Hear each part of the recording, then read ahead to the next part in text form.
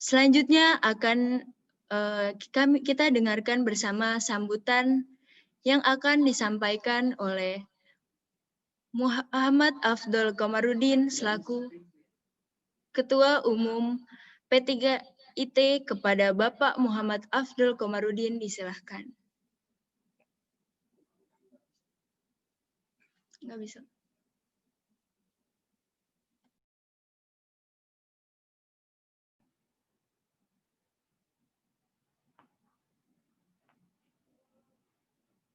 Cek. Tapi kamera saya nggak muncul. Muka saya muncul. Muka saya muncul, Kak. Bismillahirrahmanirrahim. Assalamualaikum warahmatullahi wabarakatuh. Salam sejahtera untuk kita semua.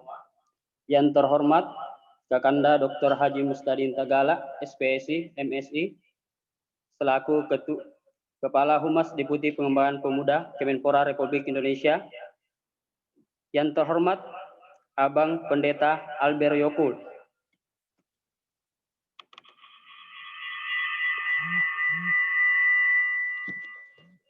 selaku Pemimpin Gereja GKI Papua. Yang terhormat Arman Asoe, Ketua DPP KNPI dan aktivis asal Papua.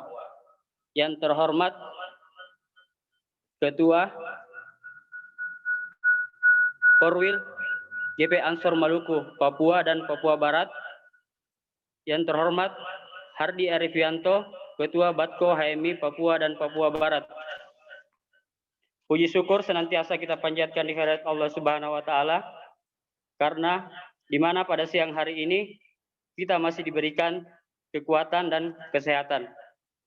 Salawat, salam tak lupa pula kita kirimkan kepada Nabi Muhammad SAW. Kami Perhimpunan Pemerhati dan Pemikir Indonesia Timur bekerja sama dengan IKAMI Sulsel Cabang Jayapura mengadakan kegiatan webinar nasional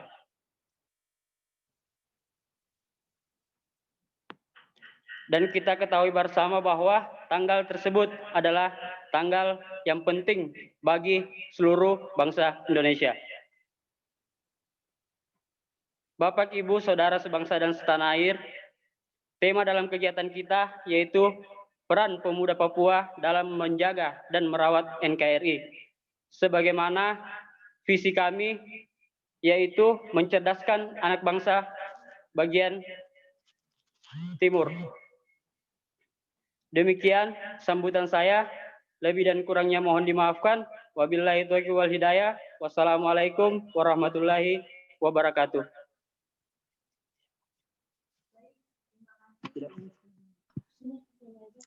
Baik, terima kasih atas sambutnya kepada Ketua Umum P3IT. Selanjutnya yaitu sambutan dari keynote speaker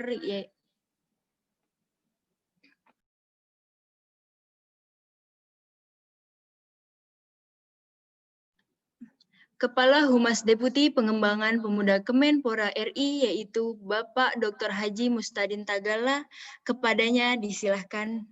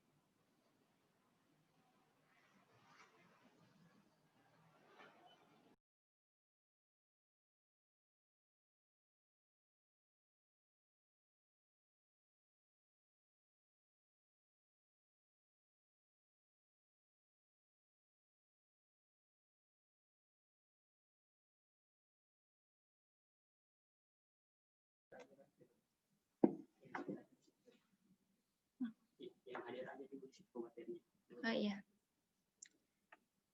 Baik, mungkin sudah kita sama-sama ketahui yang akan kita bahas pada hari ini, yaitu tentang peran pemuda Papua dalam menjaga dan merawat NKRI.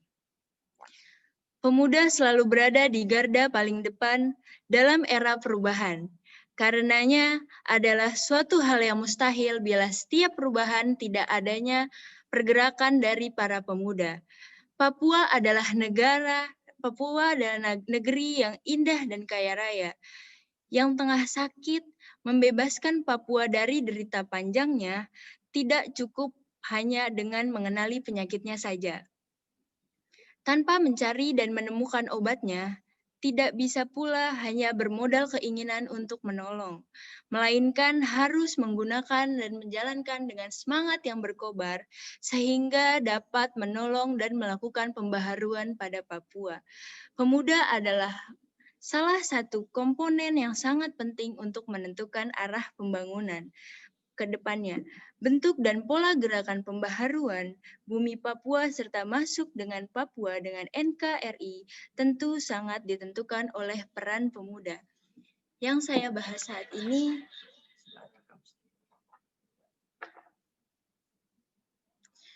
baik, alhamdulillah sudah datang keynote speaker kita yang insya Allah akan memberikan sambutannya kepada Bapak Mustadin. Kepadanya disilahkan.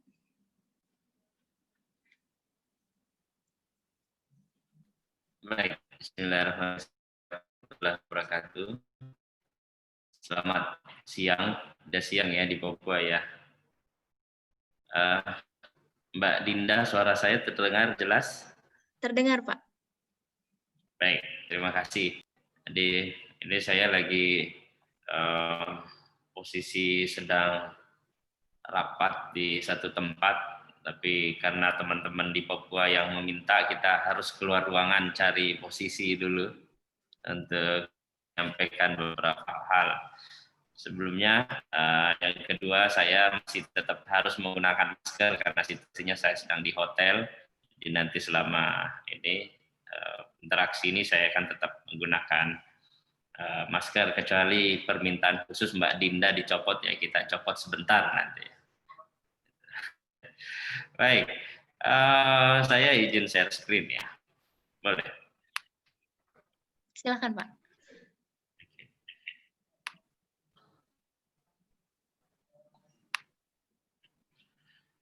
Ya. Oke, saya akan bicara kurang lebih 15 menit sampai 20 menit. Setelahnya itu kita bisa berinteraksi kurang lebih 5 menit untuk tanya jawab. Setelahnya itu saya izin untuk melanjutkan kegiatan yang lain. Rekan-rekan sekalian, para ketua-ketua, para ketua organisasi, para pembina kepemudaan dan para aktivis, para pemuda di Papua yang menyaksikan kegiatan webinar kesempatan siang hari ini, saya pasti sangat berbahagia. Ini kali kedua saya berinteraksi dengan rekan-rekan di Papua, baik secara online maupun secara fisik. Mudah-mudahan sudah bisa perjalanan lebih mudah lagi ke Papua. Saya tidak berkeberatan untuk kemudian diundang kembali bahkan secara fisik untuk datang Papua, interaksi bersama dengan rekan-rekan di Papua. Baik, saya ingin memberikan sedikit gambaran bagaimana kepemimpinan itu adalah bagian yang terintegrasi yang harus dimiliki oleh kita semua, baik secara personal maupun secara institusional, guna menopang situasi yang terus berkembang. Jadi kita tidak lagi boleh berhenti hanya dengan mempersoalkan berbagai hal yang ada di sekeliling kita, tetapi secara paralel kita juga harus membangun kemampuan diri kita secara personal maupun kemampuan organisasi secara komunal atau komunitas-komunitas yang kita miliki. Pertama, rekan-rekan para pemuda, para aktivis di Papua, sudah tidak lagi waktunya mengatakan bahwa kami tidak layak bersaing karena kami tinggal di Papua. Sekarang hampir semua orang setiap waktu orang bisa belajar dari berbagai macam sudut tempat belajar, bisa mengakses informasi dimanapun dia berada, bisa kursus di berbagai belahan dunia dimanapun dia ada, dengan perkembangan teknologi informasi yang ada saat sekarang ini. Jadi kita tidak bisa lagi menspesifikasi sebuah tempat, kemudian kita menilainya, mengukur kemampuannya karena posisi tempat tinggalnya. Kita tahu sekarang banyak anak-anak muda kita yang tinggal di pedesaan tapi bisa menghasilkan terobosan teknologi yang luar biasa. Kita tahu bersama kemarin beberapa waktu yang lalu seorang pegawai, seorang tukang bengkel di daerah Sulawesi Selatan. Nah, kemudian kita tahu bersama berapa di Jawa Timur beberapa waktu yang lalu di daerah Malang sana, kemudian ada seorang anak yang pemuda difabel tapi menghasilkan teknologi informasi yang bisa digunakan oleh para difabel di seluruh dunia. Jadi saat ini tidak lagi kita melihat di mana orang tersebut tinggal, tapi apa kemampuan yang dimilikinya. Identitas asal-usul tidak bisa dilepaskan, tetapi dipakai berkompetisi adalah kemampuan kita. Kemampuan yang dimiliki oleh kita semua. Saya misalnya saat ini ada di Kementerian Pemuda dan Olahraga, orang tidak bertanya saya dulu SD-nya di mana. Tidak bertanya apakah dulu waktu SD pakai komputer atau tidak. Tapi yang ditanyakan adalah apakah sekarang mampu menjalankan tugas kewajiban yang diberikan kepadanya. Beberapa waktu yang lalu saya mendampingi pimpinan untuk melaksanakan kegiatan perjalanan ke pertemuan pemuda di Turki. Kita bisa berinteraksi dengan berbagai negara yang ada di dunia yang aktif membincangkan tentang kepemudaan tanpa mereka harus tahu dulu bentuk SD kita seperti apa, bentuk SMP kita seperti apa. Tapi yang mereka lihat adalah apa kemampuan yang kita bawa saat ini dan existing kita ini sekarang siapa. Ya, bahwa masa lalu identitas tetap dibutuhkan dalam relasi saling berkenalan satu dengan yang lain. Tapi pada saat kita bekerjasama, yang dibutuhkan adalah kemampuan. Nah, rekan-rekan di Papua tidak lagi dilihat nanti asal-usulnya entah dari Sentani, entah dari Papua Barat, dari Sorong, entah dari ujung yang lebih jauh lagi, tidak lagi dilihat di sana, tapi yang dilihat adalah apakah dia mampu atau tidak. Apakah dia mampu atau tidak. Nah, mampu atau tidak ini bahwa ekosistem lingkungan eksternal menjadi penentu bagi kita, lingkungan sekitar kita menjadi pendukung dari kita, tapi yang lebih jauh menentukan arah perkembangan kemampuan kita adalah kita sendiri, diri kita sendiri. Ya, saya berkenalan dengan banyak sekali orang yang secara latar belakang asal usul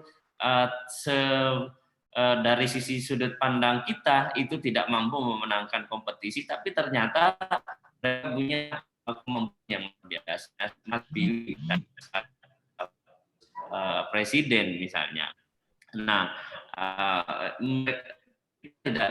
banyak sekali putra-putri Papua yang sekarang berada di sekolah-sekolah terkemuka dunia yang mereka kemudian tanpa meninggalkan identitas yang sesungguhnya sebagai putra-putri yang lahir dan besar di Papua, tapi mereka bisa berkompetisi dan bahkan bisa melit komunitas-komunitas yang mereka tempat bergaul.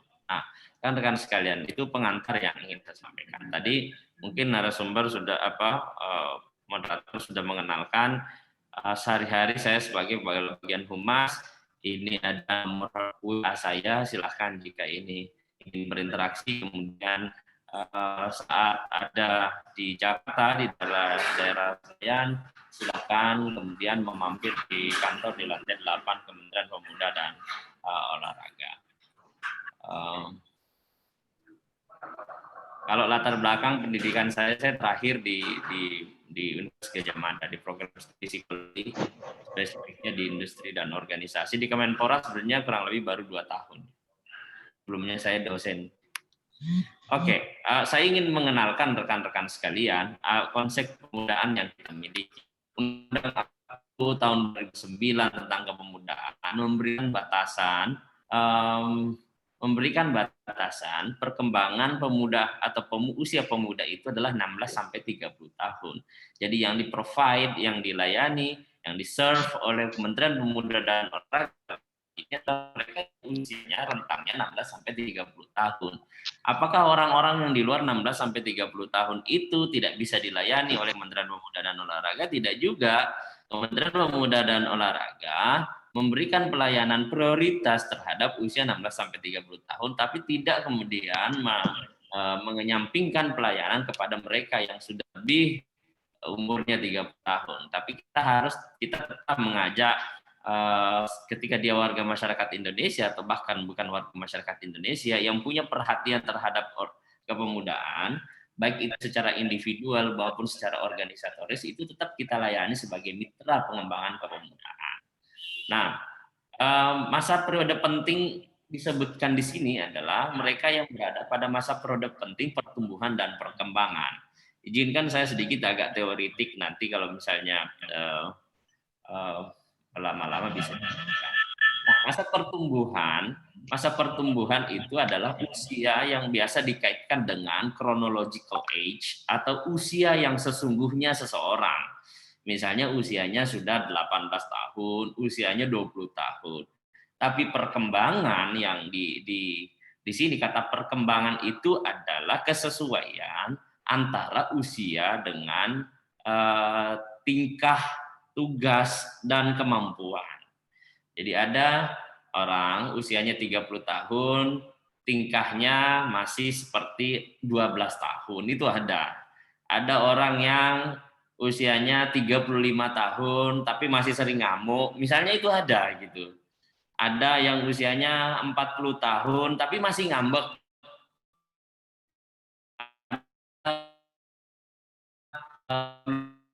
Tahun tapi masih berkelanjutan, itu banyak gitu. Nah, itu dalam teori perkembangan itu tidak selaras antara chronological age dan mental age atau usia pertumbuhan dan perkembangannya. Jadi tidak sebanding. Mestinya kalau usianya sudah 30 tahun, chronological age-nya, maka sifat, sikap, tingkah lakunya itu sudah sesuai dengan 30 tahun.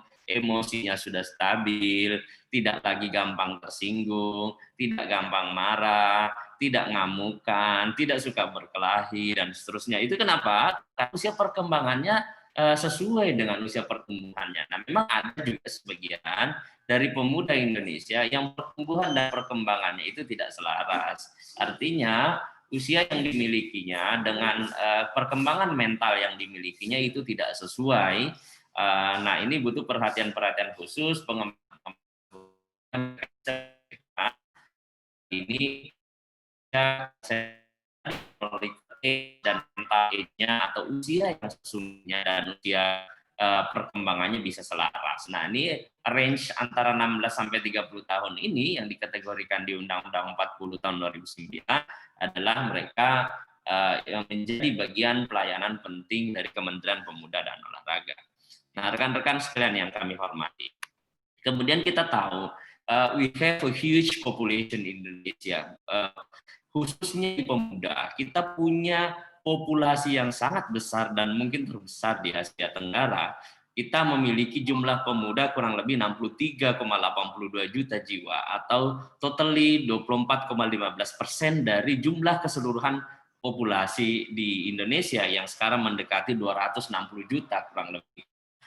4,9 sampai 20 juta Indonesia.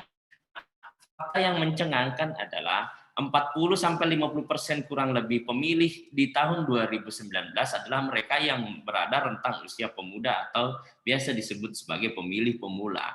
It's mean kita bisa membuat kesimpulan bahwa situasi kondisi kepemimpinan nasional saat ini adalah ditentukan oleh suara pemilih pemuda di tahun 2019 yang lalu.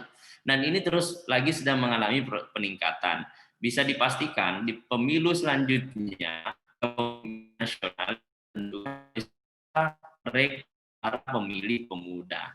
Nah, yang lain sebagai ambivalensi dari fakta representasi pemuda adalah jumlah keterwakilan pemuda di parlemen itu masih sangat rendah sekali. Bahkan kita bisa melihat kurang dari 20% mereka yang usia muda yang duduk di parlemen kita, baik di tingkat nasional maupun tingkat daerah provinsi. Nah, begitu juga mereka yang masuk pada kategori muda yang menduduki usia muda yang mengemban amanah sebagai bupati, wali kota, gubernur itu sangat sedikit. Kenapa? Karena memang ada persoalan dari sisi yang pertama adalah partisipasi, coba akan mulai nanti, dari sisi partisipasi politik, dan yang kedua adalah afirmasi undang-undang peraturan perundang-undangan terkait dengan keterlibatan pemuda di dalam menjadi bagian pemimpin nasional atau menjadi pemimpin di Indonesia. Nah, baik. Yang pertama, undang-undang kita itu mengatur untuk menjadi calon itu usianya dikategorikan 25 atau 27 tahun, tapi sedangkan untuk menjadi gubernur itu usianya harus 27 atau 30 tahun gitu. Saya lupa pastinya. Ini menunjukkan bahwa penggunaan belum dibagi oleh regulasi kita sendiri secara maksimum. Padahal sejarah sudah membuktikan dari pembangunan dan perubahan kebangsaan kita 1908 ketika seorang dokter yang berusia 25 tahun menggerakkan para pemuda di fakultasnya menjadi cikal bakal pergerakan Budi Utomo yang digerakkan oleh kelompok Budi Utomo saat itu. Nah, itu usianya 25 tahun. Kita bersama misalnya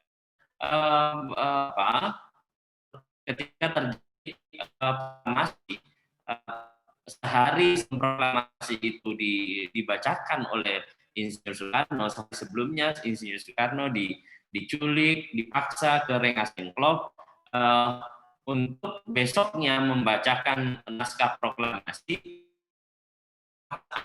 Pendidikan itu tanda petik itu dilakukan oleh mereka kelompok Soekarni yang usianya 19 tahun.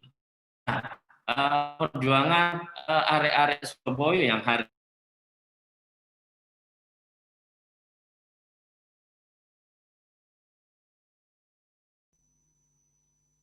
sepertinya terjadi kendala sinyal. halo Oh iya. itu sih ya. Iya Pak. Silakan dilanjut. Coba saya diberi akses lagi. Oke, thank you. Oke. Tadi ya. Oke. Gimana Dinda, jelas lagi kembali? Jelas Pak. Oke, baik, thank you. Baik, hari ini hari 10 November yang diperingati sebagai Hari Pahlawan itu dipimpin oleh siapa? Bung Tomo. Saat Bung Tomo meneriakkan pekikan semangat takbir di Jawa Timur yang kemudian diperingati sebagai Hari Pahlawan itu adalah resolusi jihad yang dikeluarkan oleh Hadratus Syekh Hasyim Asy'ari saat itu di Jawa Timur, kemudian dijawantakan oleh masyarakat Jawa Timur sebagai gerakan perlawanan kepada bangsa yang terkenal dengan hubul waton minal iman, cinta tanah air bagian dari iman. Saat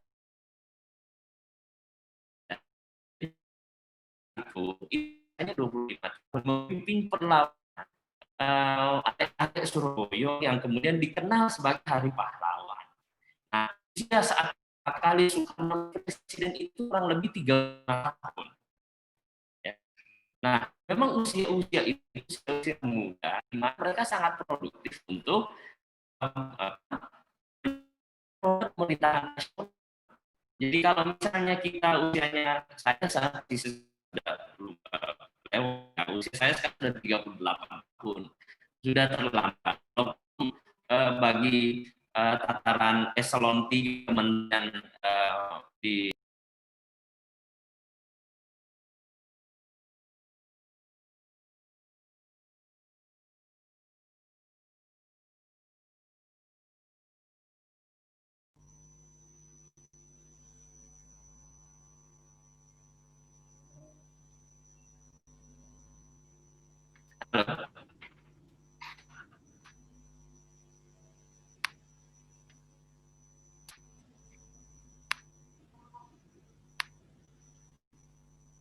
Halo Dinda.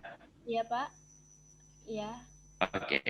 Ah, Nah, saya diberi akses boleh. share screen lagi. Iya.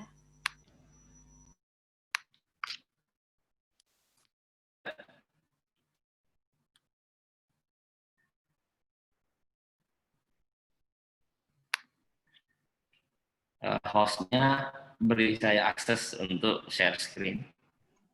Sudah Pak, Saya sudah jadi- kami kasih akses Pak.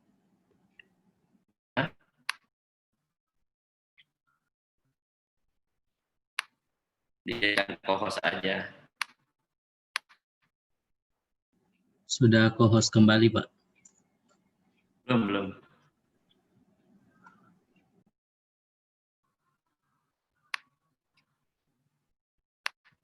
Belum.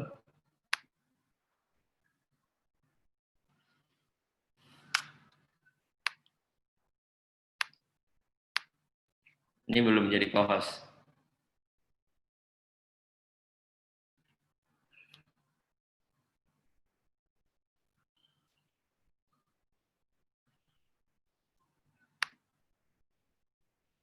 Oke, sudah. Thank you.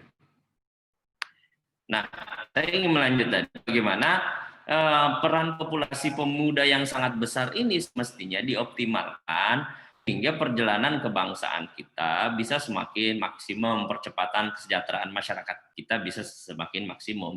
Ada paradigma bahwa yang muda tidak memimpin, itu menurut saya adalah paradigma yang sangat-sangat keliru, ya, sangat keliru.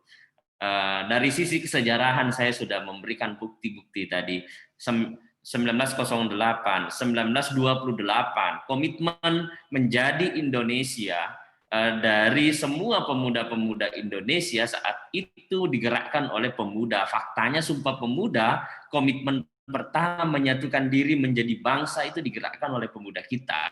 1945, 1949, kemudian 1960, 1998, semua momentum-momentum penting kesejarahan bangsa kita di-lead oleh pemimpin-pemimpin muda, bukan dari pemimpin-pemimpin tua. Ya, semuanya digerakkan oleh para pemuda. Oleh sebab itu, kita jangan memiliki inferiority, merasa tidak mampu menjadi pemimpin bagi mereka para kelompok tua. Ya, saatnya pemuda mengambil peran. Ikutlah kontestasi-kontestasi politik yang ada di sekeliling Anda. Ikutlah menjadi bagian dari partai politik. Ikutlah menjadi bagian komunitas-komunitas produktif. Ikutlah menjadi bagian komunitas akademik, menjadi peneliti-peneliti muda, menjadi doktor-doktor muda, profesor-profesor muda, dan menjadi apapun yang bermanfaat bagi orang-orang di sekeliling kita sebagai wujud komitmen kita mengisi perjuangan kemerdekaan yang diperjuangkan oleh para pendahulu kita, sehingga kemakmuran, kesejahteraan, kemajuan, keterdidikan masyarakat kita bisa dipercepat dengan sumbangsi turun tangannya para pemuda-pemuda Indonesia yang jumlahnya 1/4 dari populasi negara kita. Tapi alih-alih kita menjadi bagian dari pemecah masalah, bisa jadi kita menjadi masalah bangsa itu sendiri jika kita tidak berusaha semaksimal mungkin untuk membentuk pengetahuan, keterampilan, kedewasaan, keterdidikan yang kita miliki.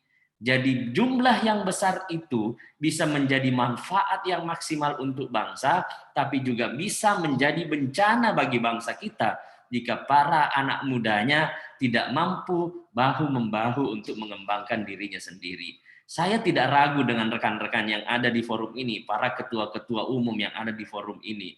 Tetapi jumlah di luar sana jauh lebih besar dari jumlah yang kita masih terus saling mengingatkan. Oleh sebab itu, peran kita semua untuk mengingatkan para rekan-rekan kita untuk mau berkontribusi dan minimum mengembangkan kemampuan dirinya agar tidak menjadi beban sosial, agar tidak menjadi beban keluarga, agar tidak menjadi beban bangsa dan negara. Minimum tidak menjadi beban. Baru kemudian step selanjutnya adalah menjadi pemuda-pemuda yang bermanfaat, membuka lapangan pekerjaan, membuka lapangan-lapangan kolaborasi, membuka networking baru untuk saling mengembangkan kemampuan baik dari sisi pengetahuan maupun dari sisi ekonomi. Nah, oleh sebab itu perlu kita catat bersama bahwa jumlah kita sangat besar, tapi bukan berarti jumlah yang besar itu bisa menjadi peluang keberhasilan bangsa kita, tapi di sisi yang lain, dia bisa menjadi faktor destruktif bagi bangsa kita jika kita tidak mampu menjadi bagian dari pemecah persoalan itu sendiri. Rekan-rekan sekalian, saat ini kita mengalami persoalan pandemi ya. Pandemi yang kita hadapi saat ini menimbulkan paling tidak ada beberapa hal. Yang pertama adalah ketidakpastian yang berkelanjutan. Bagaimana dengan masa depan ekonomi kita di masa yang akan datang? Saat ini resesi ekonomi terjadi di hampir semua negara di dunia ini. Tidak pun terhindarkan di Indonesia. Ya. Resesi ekonomi terjadi. Nah, ke depan kita harus bagaimana? Apa yang terjadi dengan negara kita? Apa yang terjadi dengan kita? Ini bukan saja persoalan kepemimpinan nasional, tapi ini persoalan seluruh dunia. Bagaimana kerepotannya kita menghadapi pandemi ini. Nah, 62 juta, total seperempat populasi penduduk di Indonesia ini bisa menjadi pejuang-pejuang mempercepat recovery kita dari COVID-19 dengan apa? Dengan cara kita menjadi contoh disiplin menegakkan protokol COVID. Jangan malah kita yang menjadi penyebar isu-isu, penyebar informasi-informasi yang tidak benar, menegasikan COVID, tidak percaya COVID, dan seterusnya. Bagi orang yang tidak percaya COVID, berarti dia tidak percaya ilmu pengetahuan. Jika kita tidak percaya ilmu pengetahuan, kepada apa lagi kita bisa percaya? Kepada siapa lagi kita percaya kalau kita tidak percaya pada ilmu pengetahuan? Nah, ilmu pengetahuan jelas-jelas sudah menegaskan bahwa saat ini kita sedang mengalami pandemi COVID. Oleh sebab itu, kita harus ketat menjadi contoh pelopor bagi masyarakat kita menegakkan protokol COVID itu sendiri, menggunakan masker saat berinteraksi, menjaga jarak saat bertemu dengan teman-teman, mencuci tangan, pulang ke rumah jangan asal pulang langsung bergaul dengan orang tua, mandi dulu, ganti baju dulu, supaya persebaran COVID ini kita bisa mengambil bagian dari melambatnya persebaran COVID. Kita bisa menjadi bagian solusi dari situasi COVID yang ada saat sekarang ini. Kemudian yang selanjutnya adalah persoalan relasi sosial dalam masyarakat. Yang selanjutnya lagi adalah perubahan teknologi dan budaya yang terus-menerus. Saat ini saya sedang berada di daerah Jakarta Pusat, posisinya berada di daerah Wahid Hashim, tapi saya berinteraksi dengan teman-teman yang ada di Papua, bahkan mungkin ada yang dari daerah lain yang sedang sama-sama dalam satu frame saat ini. Ini adalah kemajuan teknologi yang harus dimanfaatkan sedemikian rupa. Nah, pola relasi kita juga sekarang mulai ambigu, rekan-rekan sekalian. Yang biasanya kita bertemu dengan teman-teman bisa dengan sangat leluasa berinteraksi, tapi saat ini memang hal yang kita alami adalah hal yang sangat berubah sekali. Oleh sebab itu, kita harus mampu mengadaptasi diri, menjustifikasi diri, sehingga pola relasi yang kita lakukan saat ini tidak menjadi persoalan baru, khususnya dalam persebaran COVID, tapi menjadi bagian dari solusi pencegahan COVID itu sendiri. Nah, saya agak persingkat karena memang waktunya sangat terbatas. Di situasi saat ini kita sedang berada pada gelombang persaingan yang sangat ketat ya. Nah, kita tidak bisa lagi mengandalkan satu leader, tapi kita harus mengandalkan diri kita dan rekan-rekan kita sebagai sebuah tim, kompak dengan semua orang, saling mengimbangi untuk menghadapi situasi yang terus berubah atau yang biasa disebut dengan unpredictable situation. Pasca COVID ini kita tidak tahu situasinya seperti apa, oleh sebab itu kekompakan kita semua menjadi penentu kunci keberhasilan kita menghadapi di masa-masa sulit, di masa yang akan datang. Oke, ini saya skip saja. Oke. Nah, apa yang harus kita lakukan sebagai solusi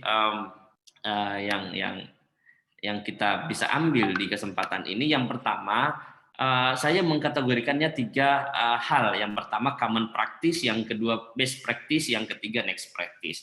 Dari sisi common practice, mereka ini orang-orang yang common practice itu adalah orang yang menerapkan apa yang banyak dikerjakan oleh orang atau business as usual, rutinitas. Kalau kita masih berada pada posisi common practice ini, bisa dipastikan kita akan tertinggal dan ditinggalkan oleh perkembangan yang terus melejit. Umumnya anak sekolah itu ke sekolah, umumnya anak sekolah itu baca buku, umumnya anak sekolah itu mengerjakan PR. Kalau kita berhenti di situ, maka kita dipastikan tidak akan memenangkan kompetisi di masa yang akan datang. Yang kedua adalah best practice. Apa yang terbaik diterapkan oleh orang lain. Nah, kalau kita sudah mampu menerapkan apa yang terbaik diterapkan orang lain, memungkinkan kita menjadi bagian dari situasi atau dipilih oleh orang lain. Karena kita mampu merealisasikan, melaksanakan apa yang terbaik bisa dilakukan orang lain. Tapi apakah ini bisa survive di masa yang akan datang? Dipastikan tidak. Yang survive di masa yang akan datang pasca pandemi ini adalah mereka yang menerapkan prinsip next practice atau future practice, adalah mereka yang menjalankan best practice dan adaptasi teknologi informasi. Jadi best practice ditambah teknologi informasi itu menghasilkan future practice atau next practice. Mereka inilah yang akan melid persaingan-persaingan di masa yang akan datang. Ini saya skip saja bagaimana situasi perkembangan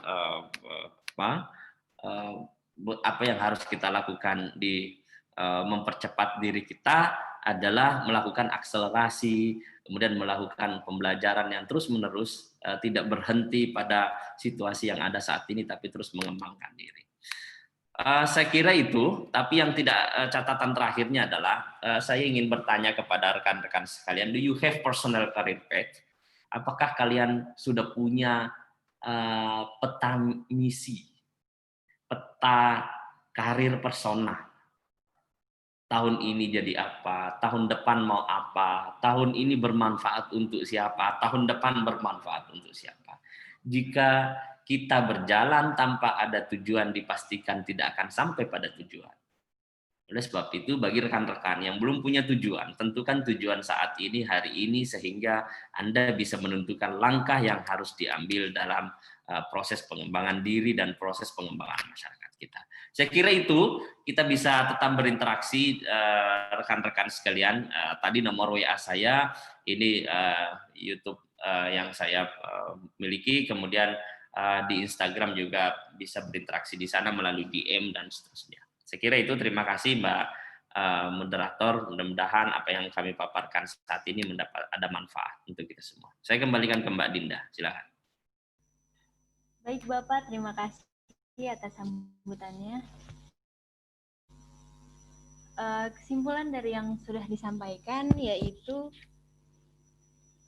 Papua bukanlah suatu wilayah yang menjadi hambatan.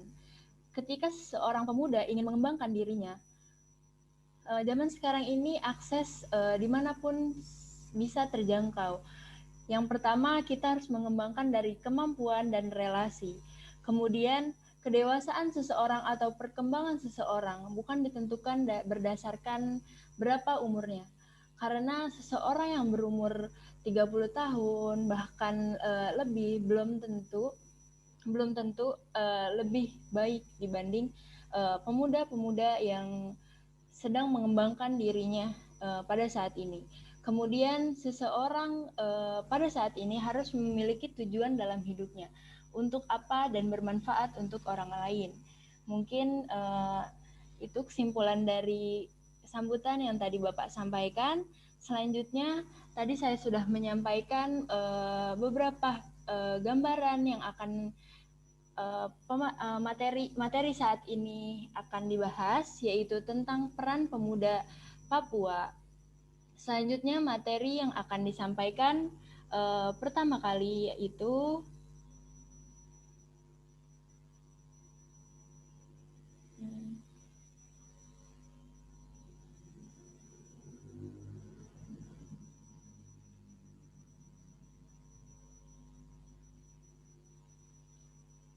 kepada Oke, Bapak. kalau gitu terima kasih ya Mbak Dinda ya. Saya Ya. harus beralih ke kegiatan yang lain.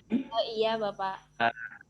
Selamat atas kegiatannya, rekan-rekan sekalian. Selamat. Insya Allah nanti ada waktu kita bisa bersilaturahmi lagi, ketemu kembali, baik secara daring maupun secara luring ya. Bisa mampir ke kantor juga yang sedang berada di Jakarta. Terima kasih. Saya izin pamit ya. Terima kasih Bapak untuk sambutannya. Oke. Ya. Assalamualaikum. Selamat siang. Waalaikumsalam. Siang.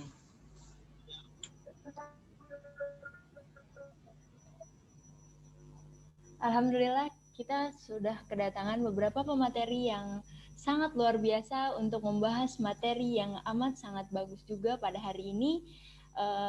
Saya beri kesempatan pertama kali untuk memaparkan materi yang akan dibahas, yaitu kepada Bapak Halik Rumkel selaku Ketua Korwil GP Ansor Maluku, Papua dan Papua Barat.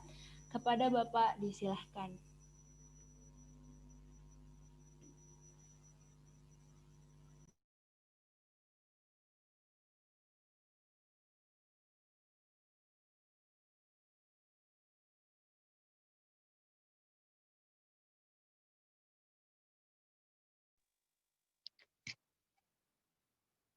Assalamualaikum warahmatullahi wabarakatuh. Selamat siang dan salam sejahtera untuk kita semua.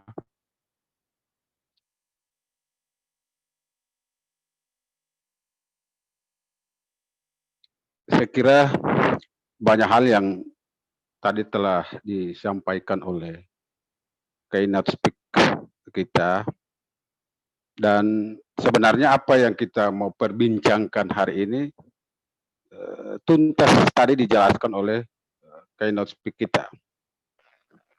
Tetapi mau benar bahwa bicara kesejarahan, bicara peran, fungsi, saya kira kita memahami kesejarahan luar biasa, mulai dari Sumpah Pemuda 1908, lalu perjuangan menuju kemerdekaan 1945, sampai pada era reformasi 1998. Mohon maaf, saya kebetulan pernah juga jadi anggota DPRD. Jadi saya kira hari ini kita juga tidak sepihak menyalahkan generasi muda, terutama yang ada di pemuda yang ada di Papua. Tetapi yang memang perlu kita evaluasi bersama-sama adalah apakah peran kesejarahan pemuda di Papua itu sudah pada relnya atau tidak? Apakah peran generasi muda di Papua itu juga masih dalam bingkai Negara Kesatuan Republik Indonesia atau tidak? Menurut saya, teman-teman pemuda di Papua sampai hari ini masih tetap berada pada perjuangan mempertahankan, mengisi kemerdekaan negara Republik Indonesia. Bahwa pengembangan sumber daya manusia sebagai pilar utama seperti yang dijelaskan oleh keynote speaker tadi, saya kira ini menjadi tanggung jawab bersama-sama juga. Di satu sisi pemerintah daerah juga belum mampu memfasilitasi peran-peran yang diinginkan oleh generasi muda, menjadi satu problem tersendiri. Kekuasaan, penguasa, para pemimpin terbuai dengan kekuasaannya, sementara pemuda juga terlena dengan kondisi yang dihadapi saat ini. Benar bahwa COVID-19 ini, corona itu merusak semua sendi kehidupan. Iya, benar bahwa gara-gara COVID-19 kuartal 3 ekonomi kita mengalami defisit 0,3%. Iya. Tetapi apakah kita menyerah dengan kondisi yang ada? Saya kira ini juga menjadi problem tersendiri. Ke depan saya berpikir, saya kira baik itu Bapak Pendeta, teman-teman organisasi kemahasiswaan dan kepemudaan, walaupun itu segmented ya, karena masing-masing melakukan kegiatan organisasi, kaderisasi, saya kira itu juga menjadi bagian dari mempertahankan dan mengisi kemerdekaan, karena saya yakin sungguh organisasi apapun yang ada di Papua, organisasi kepemudaan itu tetap mengisi materi-materi kaderisasinya itu dengan tetap isu-isu, dengan membangun narasi-narasi, dengan membangkitkan ideologi Pancasila. Satu hal yang harus menjadi kesadaran kita adalah bahwa negara kita tidak hanya di Papua, bahwa negara kita ini adalah beragam. Kita ini beragam. Beragam baik dari agamanya, warna kulitnya, bahasanya, daerahnya. Ini yang harus menjadi kesadaran kita bersama. Sehingga dalam memotret Papua itu harus utuh. Di Papua ada yang di pantai, ada yang di gunung, dan macam-macam. Keberagaman yang ada di wisdom yang Papua itu juga menjadi hasanah dan kekayaan yang luar biasa. Saya kira saya akan singkat saja bahwa dalam melihat generasi muda Papua mempertahankan negara, mengisi kemerdekaan, saya kira sederhana. Yang pertama, semua ruang harus diberikan kepada generasi muda Papua agar mereka dapat membangkitkan sumber daya manusianya. Alam Papua yang begitu luar biasa, sumber daya alam yang begitu luar biasa harus dikelola oleh sumber daya manusia yang juga harus luar biasa. Semua komponen bangsa ini juga harus melihat Papua dengan kacamata nasionalisme. Saya kira, mohon maaf, banyak juga isu-isu nasional yang itu juga membuat komunitas, membuat masyarakat multikultur yang ada di Papua itu juga tidak merasa nyaman. Jadi mudah-mudahan dengan webinar kita hari ini, para tokoh menjadi salah satu kesimpulan bahwa para tokoh kita, tokoh nasional, baik itu tokoh politik, para pejabat negara, dalam mengeluarkan pernyataan atau statement-statement itu juga harus memperhatikan keberadaan warga masyarakat yang ada di Papua sehingga tidak menimbulkan masalah, tidak menimbulkan keresahan untuk menyelesaikan persoalan-persoalan yang ada di Papua itu sendiri. Akhirnya saya menyampaikan ucapan terima kasih. Mudah-mudahan ini hanya sebagai pengantar, kita akan diskusi lebih dalam, baik itu terkait dengan peran dan fungsi pemuda Papua itu sendiri, maupun apa yang harus dilakukan oleh generasi pemuda Papua ke depan, baik dalam rangka meningkatkan sumber daya manusianya, baik dalam rangka mengisi kemerdekaannya, baik dalam rangka mempertahankan kemerdekaan, tetap berada dalam koridor, tetap berada dalam wilayah Negara Kesatuan Republik Indonesia, dan yang paling penting adalah Papua tidak lagi harus menjadi pembahasan bahwa apakah Papua ini masih berada dalam wilayah Negara Kesatuan Republik Indonesia atau tidak. Saya kira narasi-narasi yang dibangun seperti ini sudah harus dihilangkan. Papua adalah bagian dari Negara Kesatuan Republik Indonesia. Maka ruang kita, ruang pemerintah daerah juga harus memberikan memberikan dan memfasilitasi apa yang menjadi peran dan fungsi generasi muda di Papua. Saya mohon maaf, hampir kurang lebih 15 tahun terakhir saya sering bersentuhan dengan Papua. Jadi agak sedikit paham bahwa luar biasa potensi generasi muda di Papua. Tapi masih potensi dan yang ada di generasi muda yang ada di Papua itu masih tersumbat oleh para pemimpin-pemimpin yang ada di Papua juga. Ini juga yang menjadi tanggung jawab kita bersama-sama. Saya kira itu beberapa hal yang menjadi catatan saya. Mudah-mudahan nanti kita diskusi lebih lanjut dan lebih dalam lagi terkait dengan fungsi, peran, dan apa yang harus dilakukan oleh generasi Papua ke depan. Wassalamualaikum warahmatullahi wabarakatuh. Waalaikumsalam warahmatullahi wabarakatuh. Terima kasih atas materi yang sungguh sangat bagus sekali Bapak.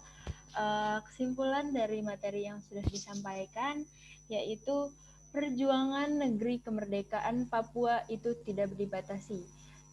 Pemuda Papua harus mendapatkan ruang generasi kepada pemuda Papua. Papua itu bagian dari NKRI.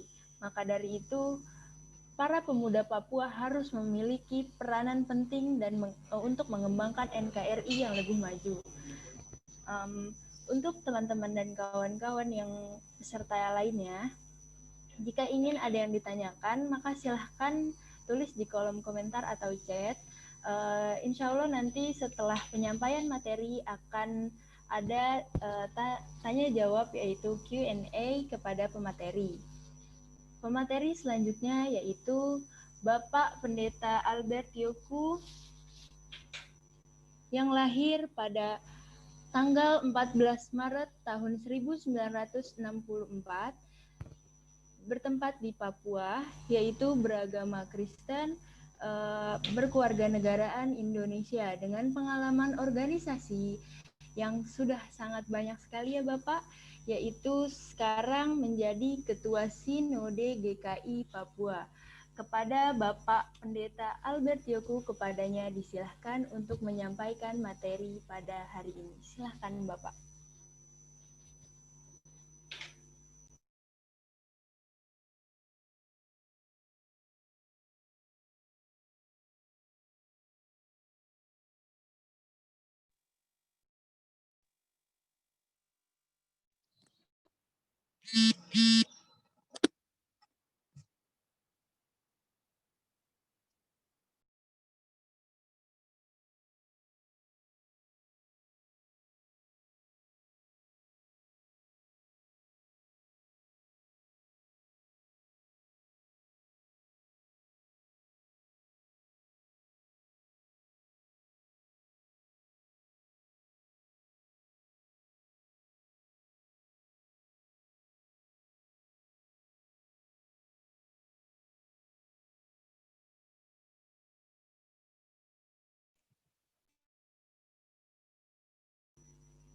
Silahkan kepada Bapak Pendeta Albert Yoku untuk menyampaikan materinya.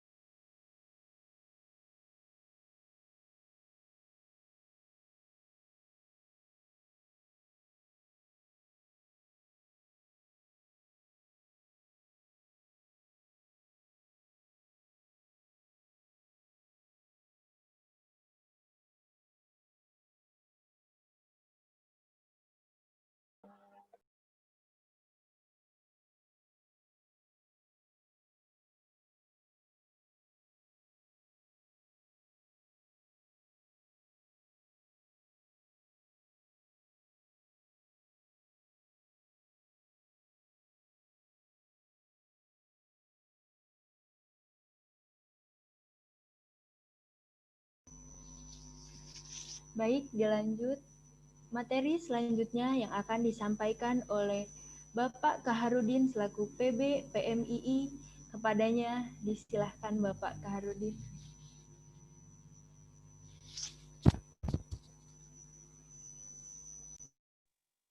Assalamualaikum warahmatullahi wabarakatuh. Waalaikumsalam. Terima kasih. Pertama-tama saya ingin menyampaikan yang terhormat beberapa narasumber sebelumnya, speaker sebelumnya yang telah memberikan saran dan masukannya yang luar biasa. Terus juga yang saya hormati teman-teman yang sudah hadir di webinar ini. Terima kasih atas meluangkan waktu. Nah, saya sebenarnya diminta oleh Ketua Umum untuk Ketua Umum P3 IT ini untuk menyampaikan, dadakan juga tiba-tiba tadi di telepon untuk menyampaikan sedikit pendapat bahwa berbicara tentang peran pemuda di Papua seperti apa begitu. Nah, di sini juga aku lihat banyak teman-teman yang hadir yang mewakili dari organisasi kemahasiswaan, organisasi pemuda, bahwa hari ini kita tidak bisa menyepelekan bahwa kita sudah berkontribusi besar kepada negara ini, bahwa Indonesia tak terlepas dari kemerdekaannya, peran pemuda, bahkan bicara pemersatuannya tak terlepas dari peran pemuda itu sendiri. Maka daripada itu, Indonesia adalah negara yang unik yang di dalamnya terdapat pemuda-pemuda cerdas yang berkontribusi untuk kemerdekaan Indonesia. Tak sedikit juga hari ini kita tidak bisa lagi memarginalkan dan memandang remeh bahwa setiap daerah yang tertinggal, setiap daerah yang sedikit akses, sedikit sulit informasi, itu tidak bisa meretas kepemimpinan nasional. Hari ini sudah terbukti bahwa dari Papua sudah banyak mengisi ruang-ruang di kementerian, di kepala badan, menjadi tokoh-tokoh nasional. Contohnya sekarang ada mantan Ketua Umum DPD HIPMI Papua, Bahlil, yang pernah jadi Ketua Umum HIPMI, terus udah jadi kepala badan penanaman investasi. Terus ada juga mantan Ketua Umum KNPI, ya kan, mantan Ketua Umum KNPI Rifai Darus, asli putra Papua. Terus ada juga yang staf sus, Mas Billy, asli putra Papua. Artinya apa? Bahwa di negara ini semua orang punya hak, semua wilayah punya hak yang sama. Dan komposisi kepengurusan ataupun komposisi kabinet hari ini juga diisi oleh orang-orang yang mewakili dari daerah.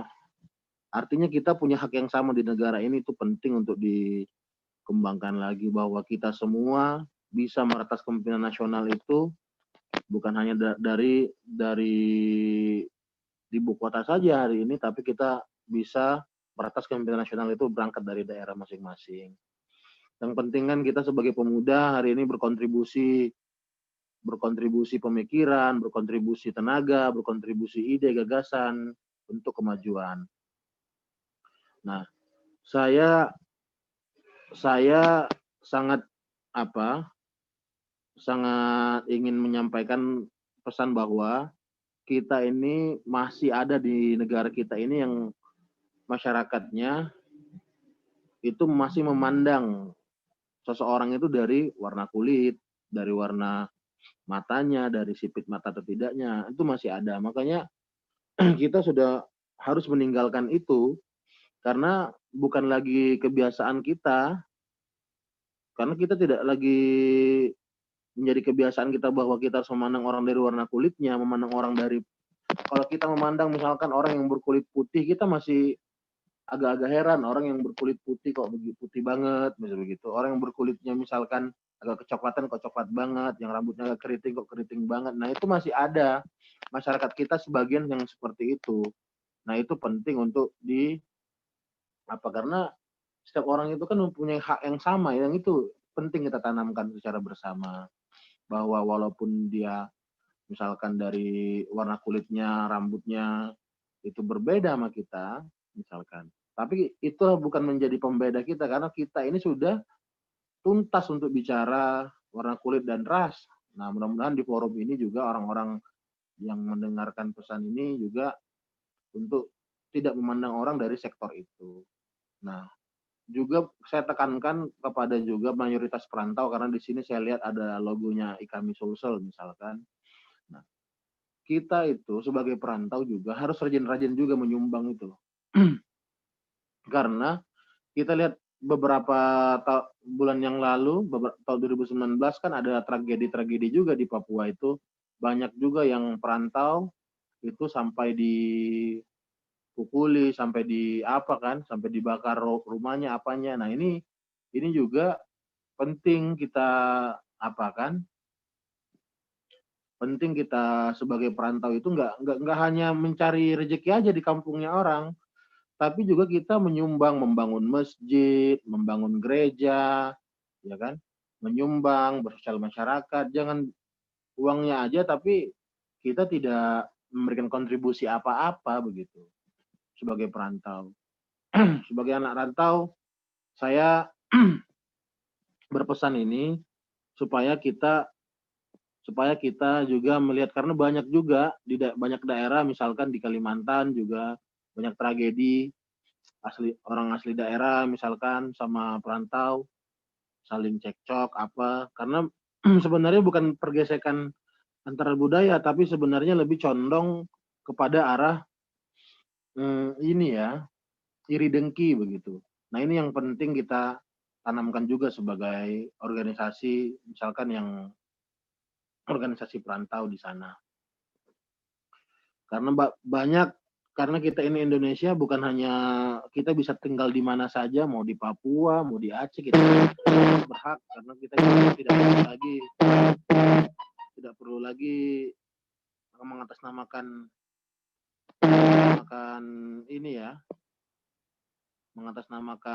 warga negara asing, karena kita bisa tinggal di mana saja. Yang penting kita berKTP Indonesia, kita bisa tinggal di Papua, kita bisa tinggal di Aceh, kita bisa tinggal di Kalimantan, kita bisa tinggal di Sumatera begitu. Yang penting kan kita punya KTP warga negara Indonesia, dan hak itu masih kita bebas terbang kemana saja, karena pandemi aja kita tidak bisa langsung bertatap muka di Papua begitu. Karena situasi apalagi di era pandemi seperti ini, kita juga harus sebagai pemuda saya lebih menekankan bahwa kita lebih condong harus membeli produk-produk UMKM kita. UMKM di Papua itu, karena sejarah membuktikan di era reformasi, waktu krisis moneter, yang paling bisa membangkitkan ekonomi Indonesia itu adalah UMKM. Itu sudah disampaikan oleh Kepala Badan Investasi kita, bahwa UMKM inilah penyelamat ekonomi pada saat situasi krisis, misalkan ekonomi yang tingkat besar, ekonomi makronya anjlok, saham anjlok, tapi UMKM mampu bertahan di era pandemi ini. Nah, sebagai pemuda saya hanya ingin menekankan kita harus condong membeli produk-produk UMKM kita di daerah-daerah, harus kita bangkitkan lagi, karena inilah yang akan menyelamatkan tonggak-tonggak perekonomian bangsa yang di situasi yang sangat sulit hari ini. Misalkan di banyak daerah, di banyak tempat ada produk-produk UMKM, kita harus bangga punya produk-produk UMKM seperti itu. Nah, mungkin dari sektor situasi pandemi, peran pemuda hari ini saya lebih mengedepankan itu, kita harus tetap bertahan di kondisi pandemi ini, karena kita masih bisa bersyukur, makan aja di era pandemi ini kita harus sudah bersyukur, karena banyak banget, bahkan di Jakarta sendiri, di Tangerang ada orang yang tidak bisa makan sampai harus meninggal dunia kan. Nah ini sudah menjadi sejarah buruk dan situasi yang sangat kritis bagi ekonomi kita hari ini. Nah, terus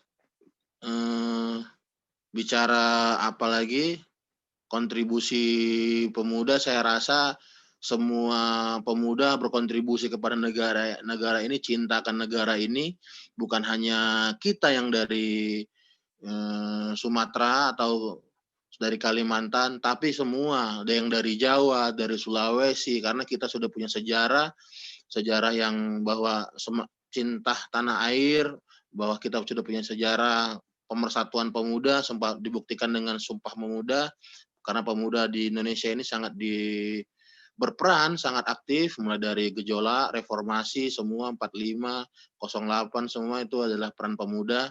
Bukan hanya, artinya bukan lagi main-main pemuda ini. Pemuda ini untuk bangsa ini sudah memberikan kontribusi real. Kalau ada orang yang bertanya, ada ketua partai yang bertanya bahwa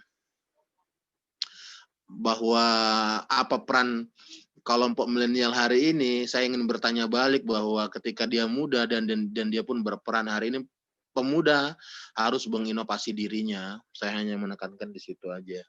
Mungkin itu sekian dari saya. Apabila ada pertanyaan, saya mohon maaf apabila ada tutur kata yang salah, bahwa tapi kita tidak mengurangi esensi dari pertemuan ini, karena kita adalah orang yang cinta akan negara kita adalah orang yang cinta akan provinsi kita masing-masing, karena kita adalah orang yang bangga akan mengenalkan produk-produk kita itu sendiri. Terima kasih.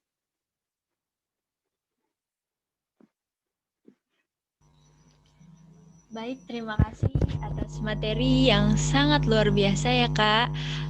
Kesimpulan dari yang Kakak sampaikan tadi yaitu kontribusi besar peran pemuda itu sangat penting, yaitu hak-hak kita ini memiliki hak yang sama, baik tidak mengenal kulit, ras maupun apapun, dimanapun tidak mesti harus orang-orang Jakarta ibu kota yang memiliki kebangkitan NKRI, namun di wilayah manapun harus memiliki tantangan itu.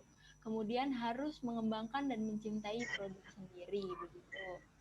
Selanjutnya pemateri dari Kak Hardi Arifianto. Sudah ada Kak Hardi? Kak Hardi Arifianto ini lahir di Merauke pada tanggal 21 September tahun 1999, beragama Islam yang memiliki riwayat pendidikan saat ini pada tahun 2010 S1 Pendidikan MTK Universitas Musamus dengan pengalaman berorganisasi yang sangat luar biasa ya Kak.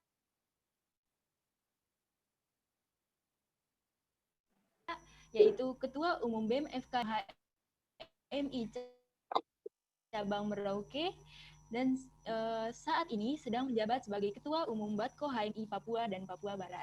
Kepada Kak Hardi Arifin, kepadanya disilahkan. Ya baik, terima kasih atas waktu yang diberikan. Assalamualaikum warahmatullahi wabarakatuh. Salam sejahtera untuk kita semua. Salam, selamat siang semuanya. Terima kasih atas waktu yang diberikan oleh moderator, dan juga yang saya hormati para narasumber yang telah menyampaikan materi atau pandangan tentang peran pemuda dalam memperingati Sumpah Pemuda dan juga Hari Pahlawan ini. Dan terima kasih kepada pihak penyelenggara, terutama dari Perhimpunan Pemikir dan Pemerhati Indonesia Timur, dan juga kawan-kawan di kami Sulsel Cabang Jayapura yang telah memberikan kesempatan dan juga menyelenggarakan kegiatan ini, sehingga kita dapat bersama-sama diskusi dalam kegiatan pada siang hari ini. Ya, terima kasih tadi sudah disampaikan perkenalan awal yang disampaikan oleh moderator. Jadi langsung saja mungkin saya hanya menyampaikan beberapa pandangan terkait bagaimana peran pemuda, terutama pemuda Papua dalam menjaga dan merawat keindonesiaan ini.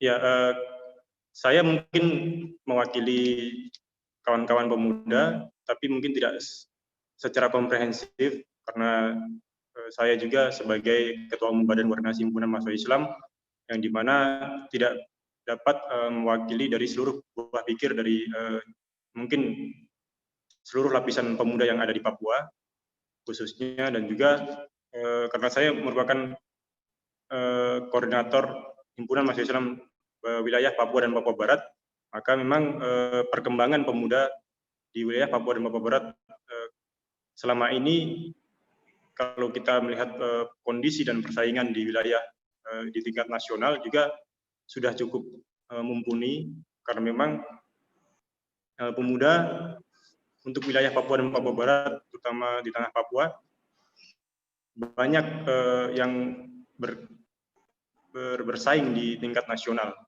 Dan memang peran-peran itu yang kita harapkan ke depan lebih banyak dan mungkin bisa diberi kesempatan yang lebih luas.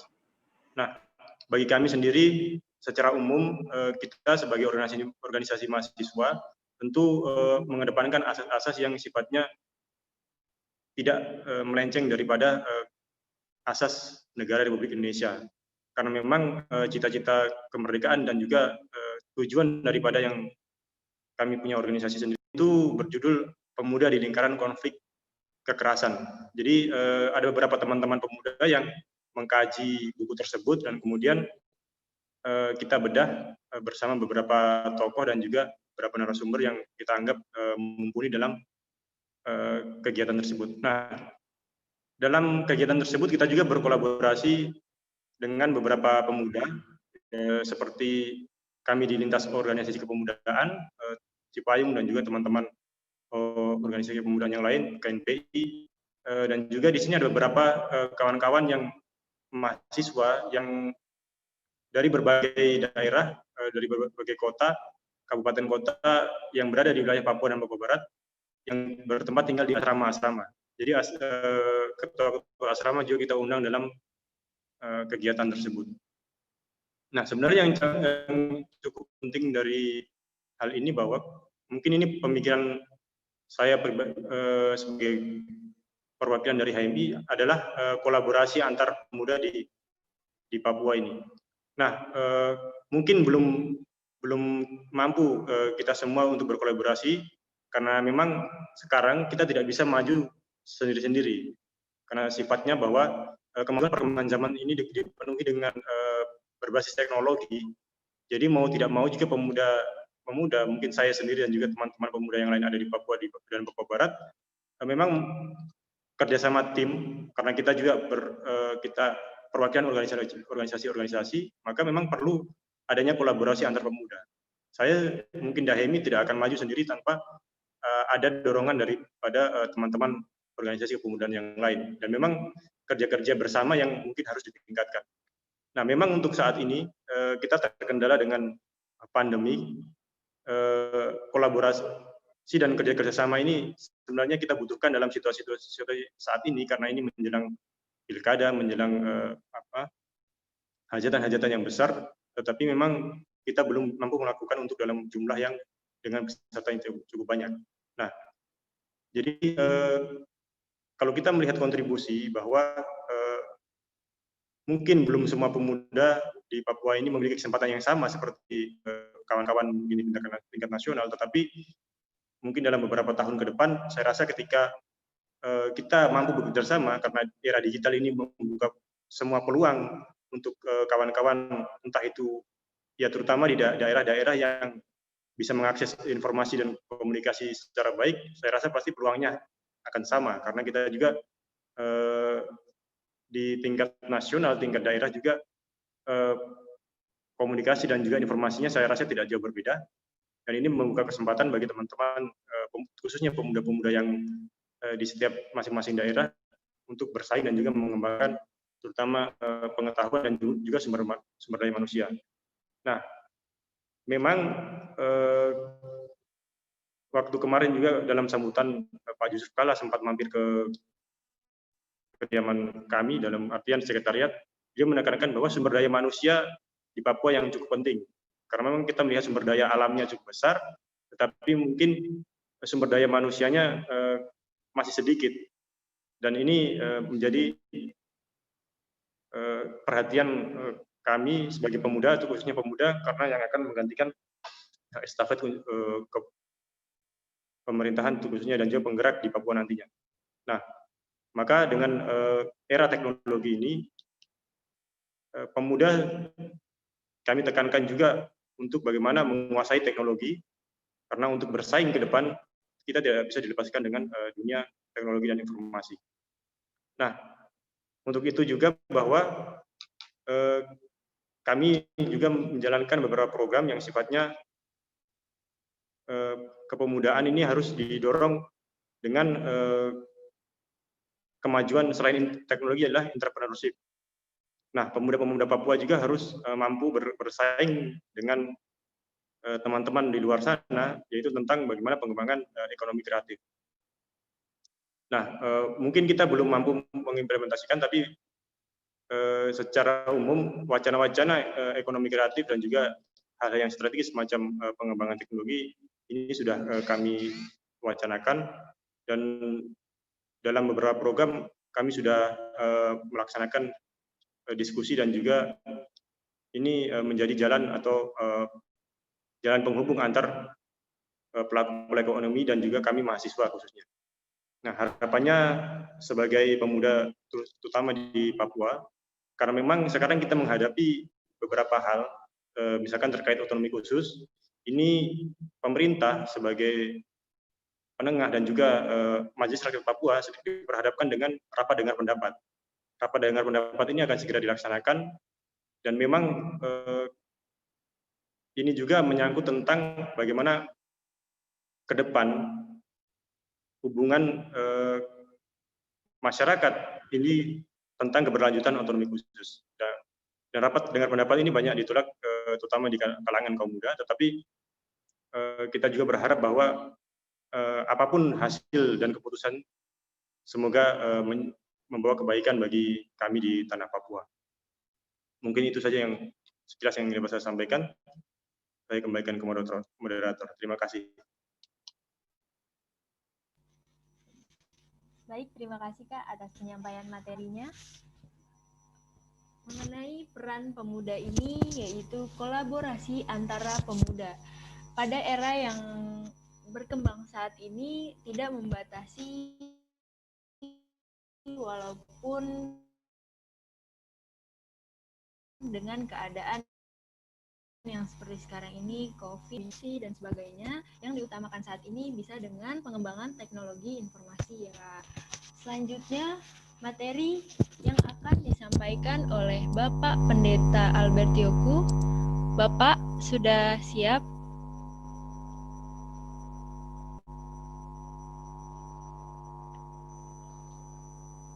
Kepada Bapak Pendeta Albert Yoku untuk memaparkan materi pada hari ini.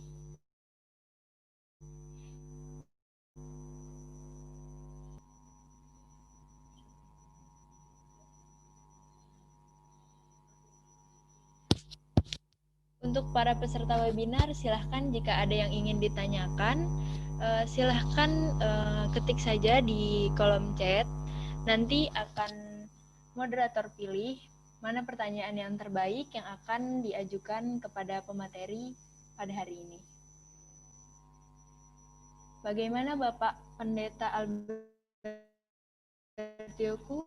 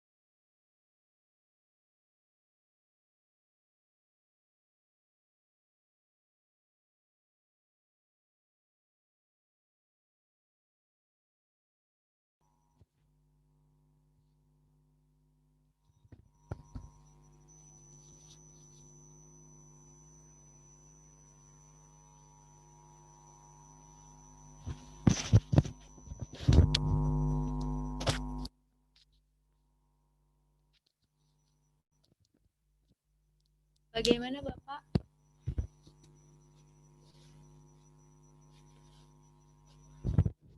Untuk para peserta silahkan sudah dibuka sesi tanya jawab. Silahkan jika yang ingin bertanya, sampaikan saja di kolom chat. Setelah pemaparan materi yang tadi sungguh sangat luar biasa tentang peran pemuda Papua terhadap NKRI ini,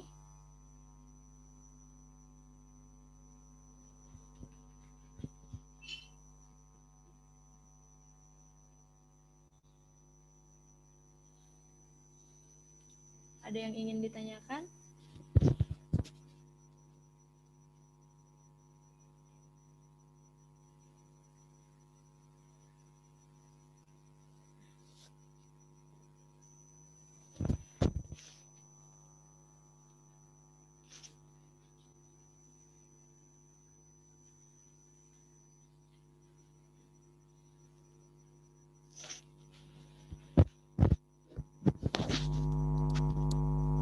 Silakan Bapak, Ibu, kakak-kakak sekalian yang ingin bertanya. Bagaimana peranan pemuda Papua atau di luar Papua itu memiliki kewajiban yang sangat penting untuk mengembangkan NKRI ini sendiri ya Pak. Iya, silahkan yang ingin bertanya.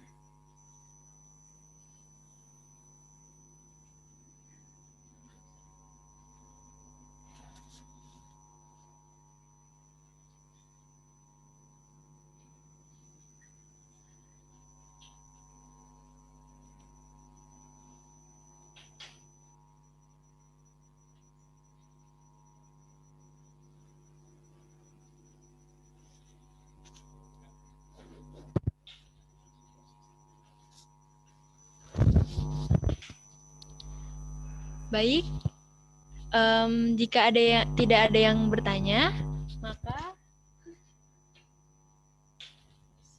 saya cukupkan untuk webinar pada siang hari ini. Terima kasih. Saya simpulkan sedikit mengenai peranan pemuda Papua terhadap NKRI ini, yaitu sangat berperan penting karena NKRI ini merupakan salah satu pemuda ini sangat mengambil peranan penting karena pemuda ini adalah tolak ukur berkembangnya suatu NKRI. Kalau bukan pemuda siapa lagi? Begitu. Mungkin cukup sekian yang dapat saya sampaikan. Jika tidak ada yang ingin bertanya, maka saya cukupkan untuk seminar pada hari ini. Kurang lebihnya mohon maaf. Wabillahi taufiq wal hidayah. Wassalamualaikum warahmatullahi wabarakatuh. Ada yang ingin bertanya? Sebelumnya masuk ke pertanyaan dulu. Satu pertanyaan, bagaimana peranan pemuda yang hari ini masih punya semangat persatuan NKRI dalam menghalau gerakan-gerakan ekstrim di Papua? Pertanyaan dari Bapak Solihin. Baik, untuk pertanyaan pertama, bagaimana peranan pemuda yang hari ini masih punya semangat persatuan NKRI dalam menghalau gerakan-gerakan ekstrim di Papua? Baik, untuk menjawab pertanyaan ini, pertama kali saya silahkan kepada pemateri, yaitu Bapak Halik Rumkel. Kepada Bapak, silahkan untuk menjawab pertanyaan dari Bapak Solihin, Pak.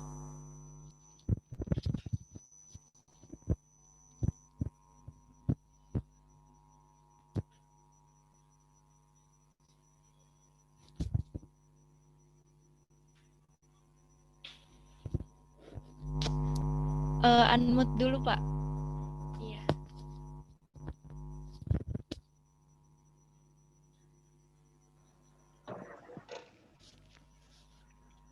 Oke, saya coba menjawab, mudah-mudahan masuk ya.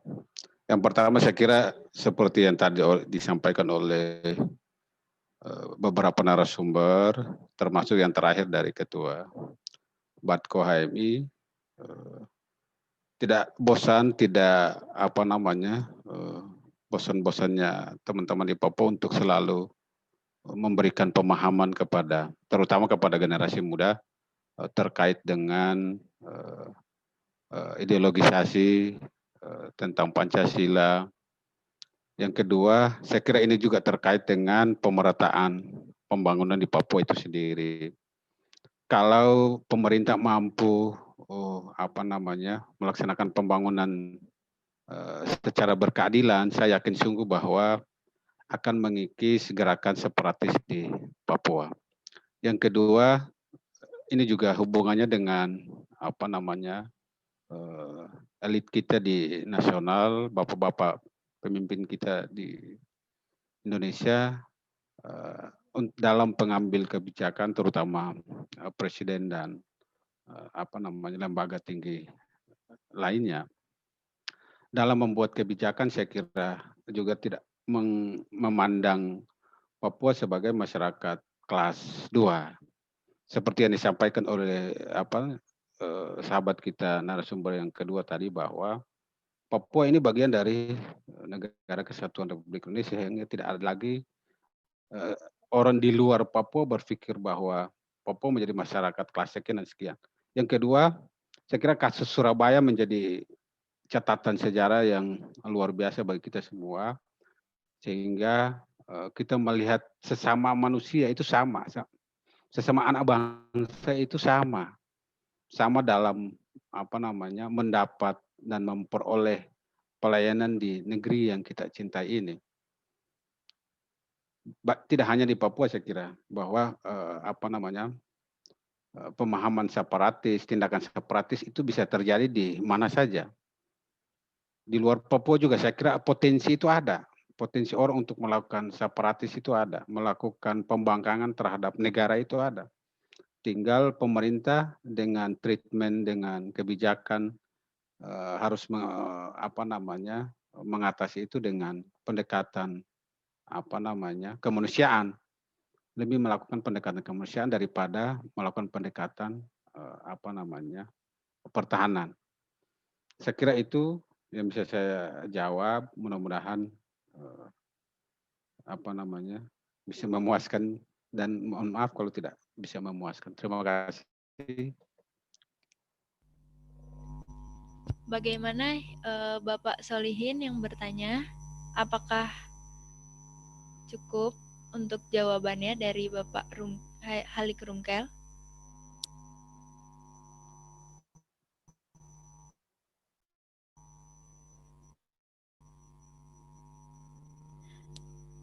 Untuk pertanyaannya lanjut dijawab lagi aja ya kepada pemateri yang kedua. Untuk Bapak Kaharudin, silahkan untuk menjawab pertanyaan. Bagaimana peranan pemuda yang hari ini masih punya semangat persatuan NKRI dalam menghalau gerakan ekstrim di Papua? Kepada Bapak Kaharudin untuk membantu menjawab, menambahkan dari jawaban. Silakan Bapak.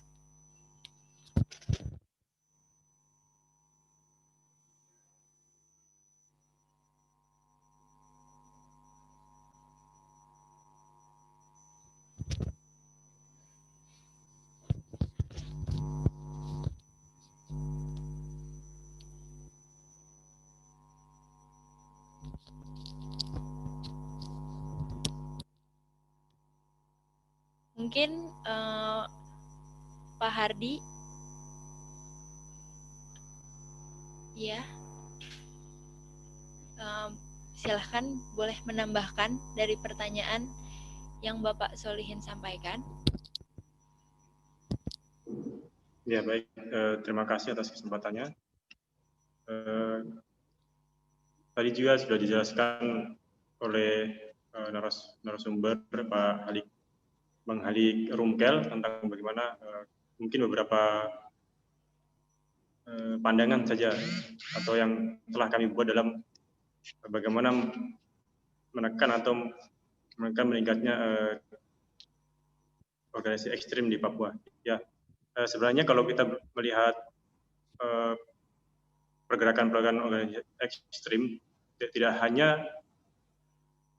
hanya juga terjadi di kalangan misalkan dalam artian bahwa ada disebut dengan KKSB kelompok bersenjata.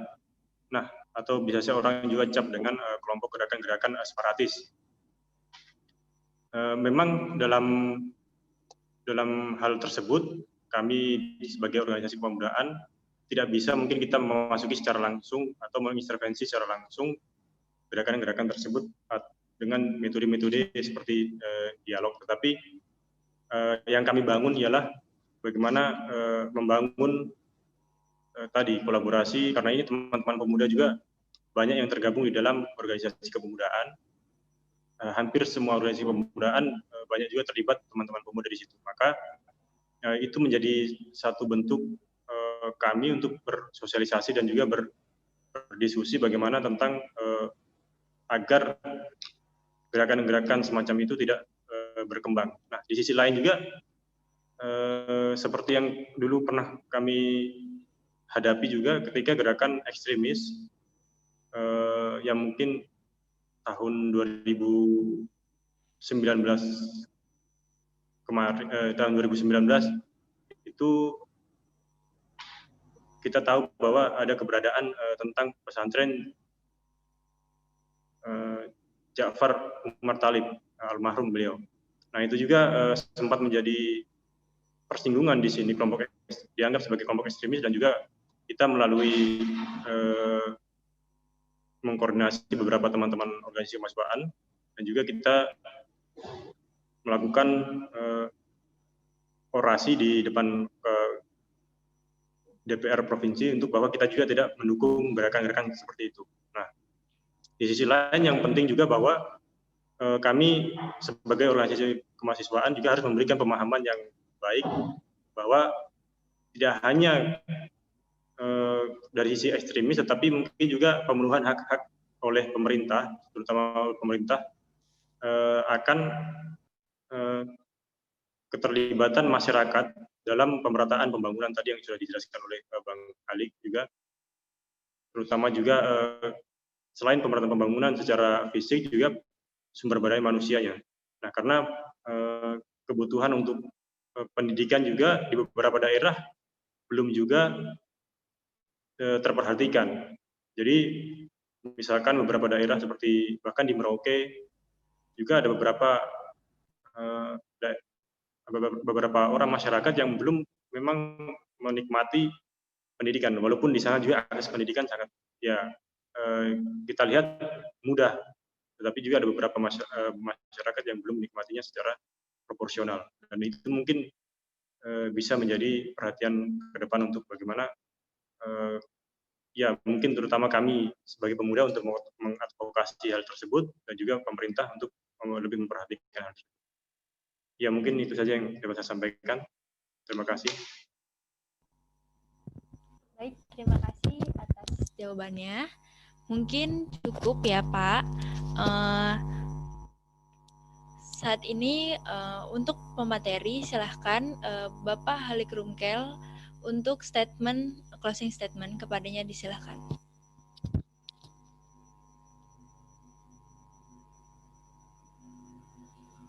Oke, terima kasih. Saya kira negeri ini menjadi tanggung jawab bersama kita. Bubar dan tidaknya NKRI itu di tangan pemuda hari ini, maka menjadi kewajiban kita bersama-sama untuk selalu menjaga dan merawat negara kesatuan Republik Indonesia, sehingga pada saatnya nanti kita hibahkan kepada generasi penerus kita untuk menikmati, untuk menjaga dan merawat lagi negara kesatuan Republik Indonesia. Kita ini semua sama, dari Sabang sampai Merauke. Perbedaan itu hal yang biasa, sunnatullah. Berbeda warna kulit, berbeda bahasa, berbeda daerah. Ada yang keriting, ada yang lurus, ada yang putih, ada yang hitam.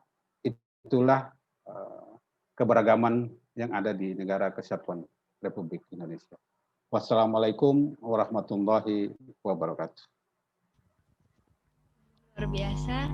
Selanjutnya closing statement dari Kak Hardi Arifianto. Disilahkan, Kak. Ya, terima kasih moderator. Sebelumnya saya ucapkan terima kasih kepada pihak penyelenggara dan juga para narasumber yang sudah sharing, berbagi pengetahuan, dan juga para peserta yang terima kasih atas kesediaannya dalam mengikuti kegiatan pada siang hari ini. Memang kalau kita melihat peran pemuda untuk bagaimana wilayah Indonesia Timur, khususnya Papua, tentu kita bertanya-tanya apa saja yang telah dilakukan oleh pemuda, karena setiap menjelang momen-momen tertentu pasti kita diperhadapkan dengan banyak sekali persoalan-persoalan yang mungkin ini bisa menjadi juga perhatian khusus atau lebih memperhatikan khusus wilayah Papua oleh pemerintah pusat yang memang kalau kita membanding-bandingkan masih banyak yang memang pemerataan pembangunan belum dilakukan secara merata, dan juga mungkin ada beberapa hak-hak yang memang itu harus diperhatikan bersama. Nah, memang saya mengajak kepada kawan-kawan pemuda, terutama di wilayah Papua dan Papua Barat, kita sama-sama berjalan, berkolaborasi. Saya rasa pemuda Papua saat ini secara informasi, secara teknologi dan pengetahuan tidak kalah dengan pemuda-pemuda yang ada di luar Papua. Dan itu menjadi modal penting bagi kita untuk membangun jejaring komunikasi, karena memang untuk saat ini kita tidak bisa menutup kemungkinan bahwa beberapa tahun, mungkin beberapa tidak sampai 10 tahun ke depan, kita pemuda-pemuda yang Papua mampu untuk membangun Papua lebih baik lagi. Mungkin yang dapat saya sampaikan. Terima kasih semuanya. Wassalamualaikum warahmatullahi wabarakatuh. Terima kasih statementnya kepada Bapak Kaharun.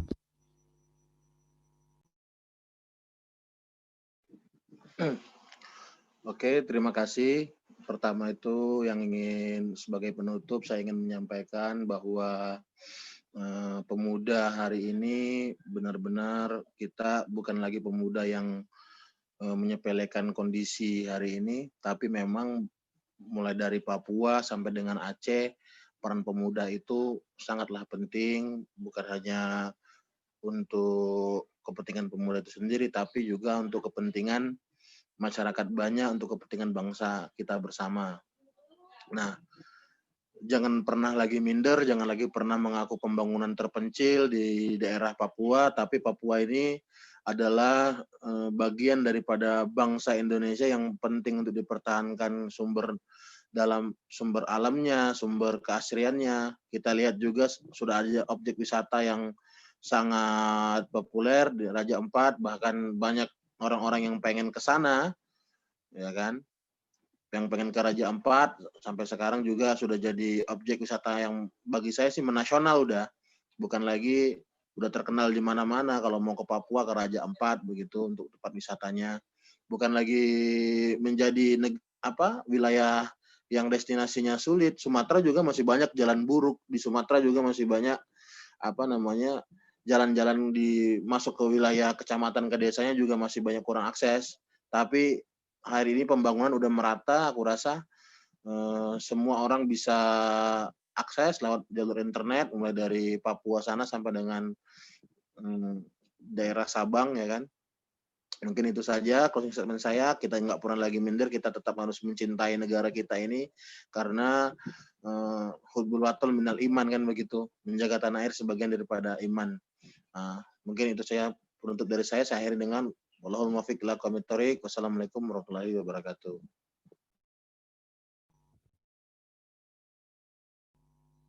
Waalaikumsalam warahmatullahi wabarakatuh. Terima kasih atas penyampaian closing statement dari 3 pemateri. Kesimpulan dari saya yaitu setiap peran pemuda harus mampu mengembangkan NKRI ke depannya. Karena setiap diri manusia ini memiliki potensi yang lebih jika dikembangkan. Mungkin cukup sekian yang dapat saya sampaikan. Kurang lebihnya mohon maaf. Wabillahi taufiq wal hidayah. Wassalamualaikum warahmatullahi wabarakatuh.